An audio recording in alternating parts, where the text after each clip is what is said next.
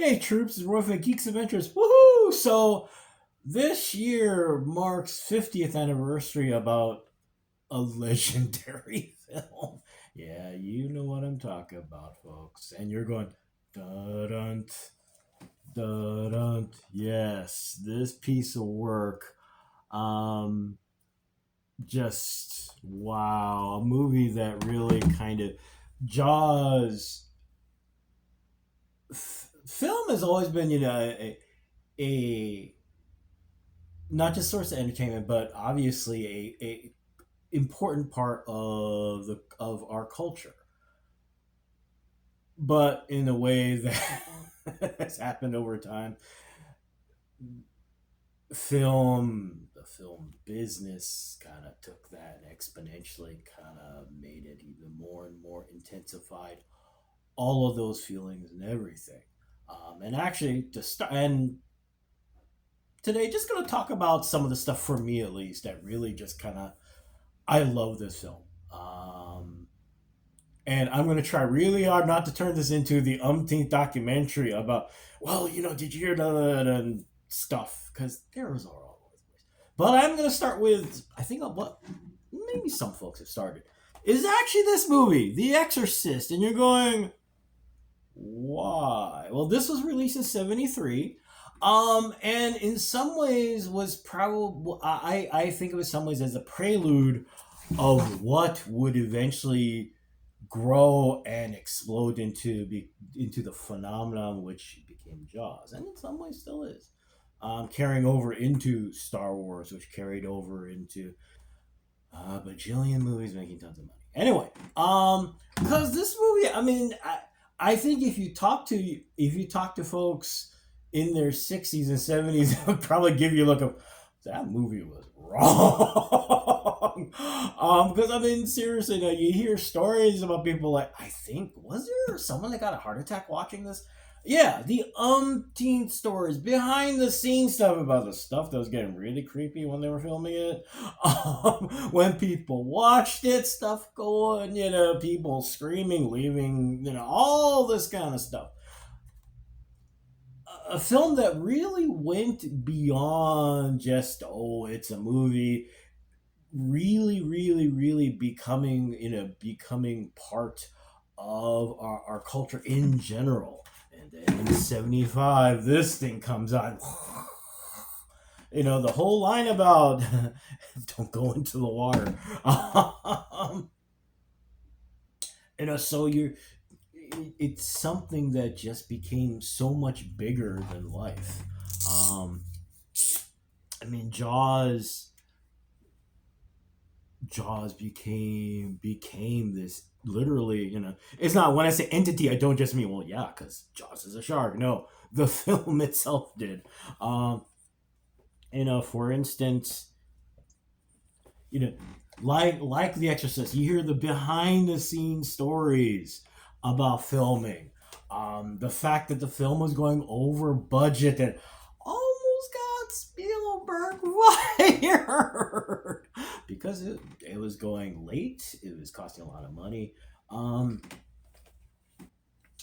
One of the things that they also talk about, because the film was being filmed, legit in the ocean, and one of the things the film emphasized, don't do that. The filming on a soundstage, yes, it makes things artificial, yada yada. So you try and film, you know, uh, you know, on an actual location. Even filming on location, that you have a certain sense of control. Thing gotta having your giant sets, all that stuff. Then you try and do this on the ocean, where you think, how hard can it be? It's a calm day on the ocean. Everything's fine, and nature goes, hold my beer. And those are issues they ran into that kept delaying things. Um, Hence Spielberg almost being fired. Oh, and of course, the other story that you hear a lot about. is, of course,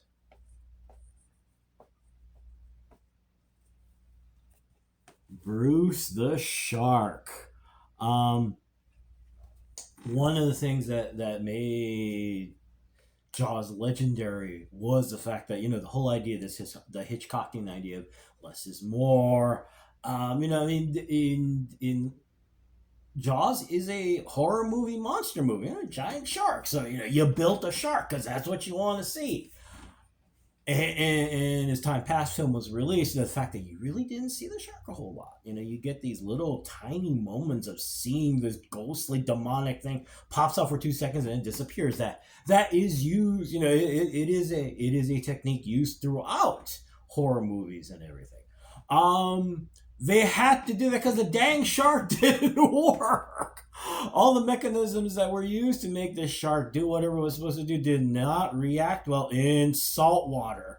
One of the stories, I think it was, I forget who, in one of the documentaries, they joked about, during filming, you're doing all these things, and, you would hear throughout on the PA system, shark is ready, and then literally 3 minutes later, shark's not ready.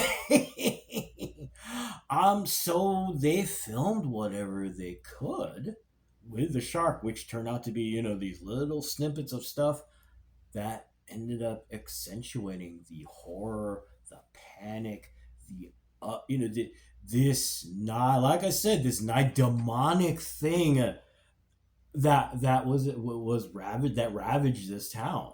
And then it just added to the atmosphere of the film. Um,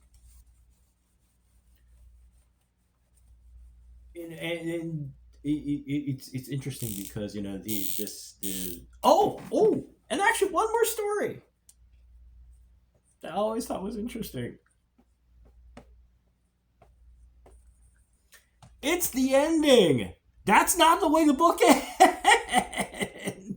The book it's based on the book by Peter Benchley, and the book doesn't end that way with this climactic action movie, say boom, all that stuff. Benchley apparently wasn't happy with it. Understand, because he's going to Spielberg. Dude, I wrote the book, man. What's up? And apparently, so the story goes, Spielberg's like, look, I get it, but hear me out here. I've taken all these people on this journey. Okay, what's been going on? The horrors. I've got the emotionally invested in not just fearing the shark, but waiting for this thing's defeat. I've created this hero who's fighting all his fears and everything, and giving him an opportunity to strike this thing down. Trust me, when this happens, people are going to cheer. And from what I understand, Benchley, like, whatever. So he did go to a showing eventually, and sitting in the back, and like, oh Lord, man, what is this? I mean, come on. And he gets to that scene, and probably thinking, yeah, hotshot young director, blah blah blah, and the shark blows up and people cheer, and Benchley going,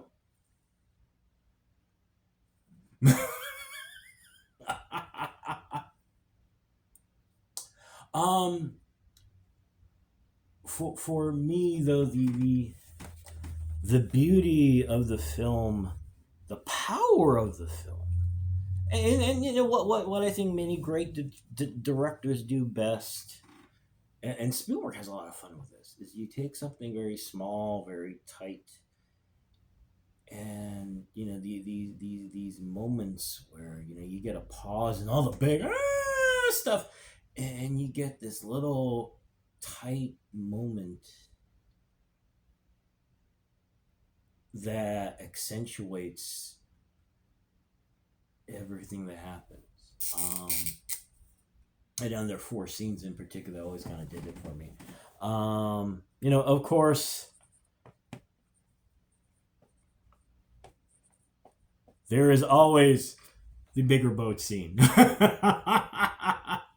when Brody's chumming the water and feeling like, oh, you guys get to do all the other stuff. I'm gonna gotta throw this crap in the water, and all of a sudden the shark shows up. And literally, I think in some ways, it's a funny and horrific moment. Funny, obviously, because the expression on his face, Brody just like, I'm sorry, I was talking smack about you. And then in some ways, for me, looking back, I can almost kind of, in some ways, a shark just going, "Sup, Brody?" And of course, the line of, "I think we need a bigger boat." In that classic moment, you, shock, terror, and also, yeah, you really do need a bigger boat. Next one is, I mentioned about the humanity, the accentuating all these things happening around you.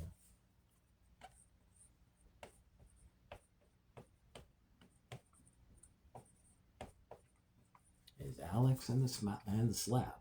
Um,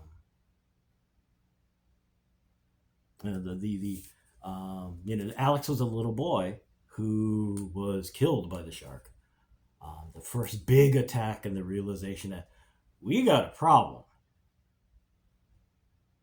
And the scene days later when they think they've caught the shark, and Alex's mother shows up after the funeral, and the mayor and Brody kind of celebrating a little bit, while Hooper is the one going, guys, this ain't the one. And Alex finds Brody and slaps him and admonishes him for not shutting down the beach and everything. And it's a very, very, it breaks your dang heart on both sides, because obviously you got Alex's mother who lost her son and just everything, and is looking at like, you knew this did not have to happen. I mean, on the tragedy on Brody's side, because yeah,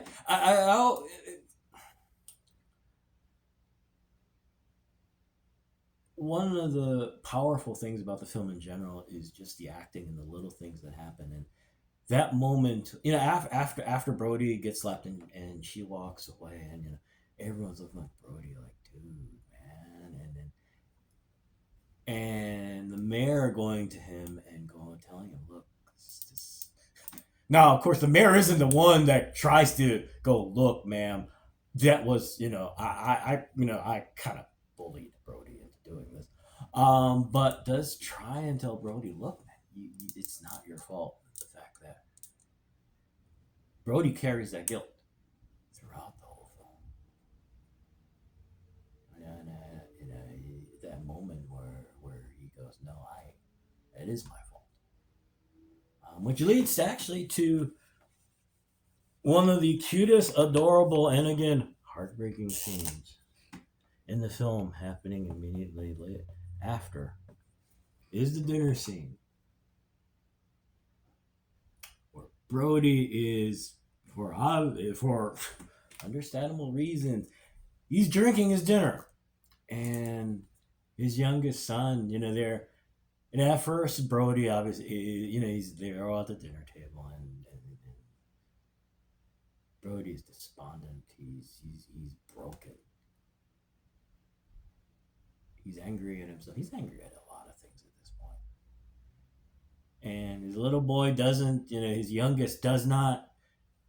He's maybe what, 2 years old, maybe 3. He doesn't understand any of that. He just sees his dad as his hero.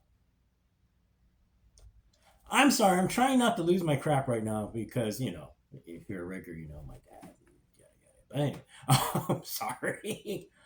But little boy's trying to do the one thing he can try and do is help his dad smile. And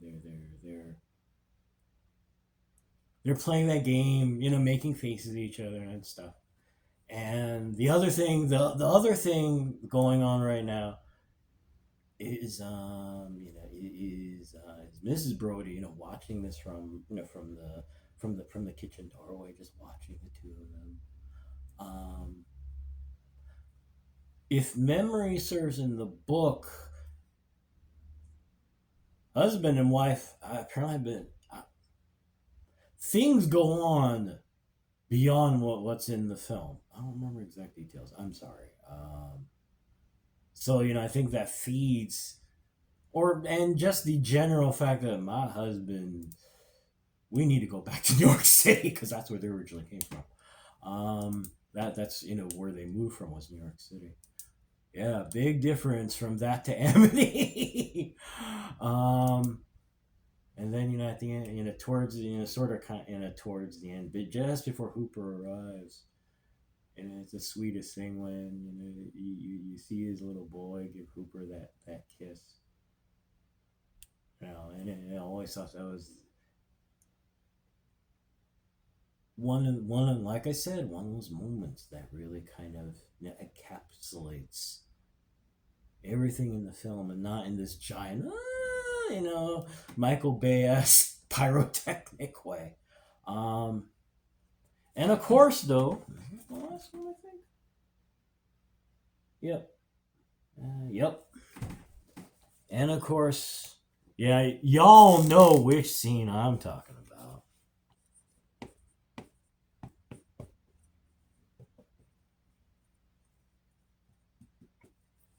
The USS Indianapolis. When Quint, Hooper, and Brody are out on the boat, and after all the sniping and everything, they seem to find this bond, a detente. Not necessarily they'll be friends, but at least we can sort of kind of get along. And it's actually kind of like the bigger boat scene. It starts as a funny kind of thing, because you see Hooper and Quint talk about, our war wounds, and oh, I got bitten by this, all this stuff, and it is pretty funny. Um, and Brody sees the tattoo on Quint's arm. He doesn't, and honest, I think for a lot of us, unless you're a World War II buff, you're like, it's just again kind of like this the scene with Alex's mother. The little things that come to play.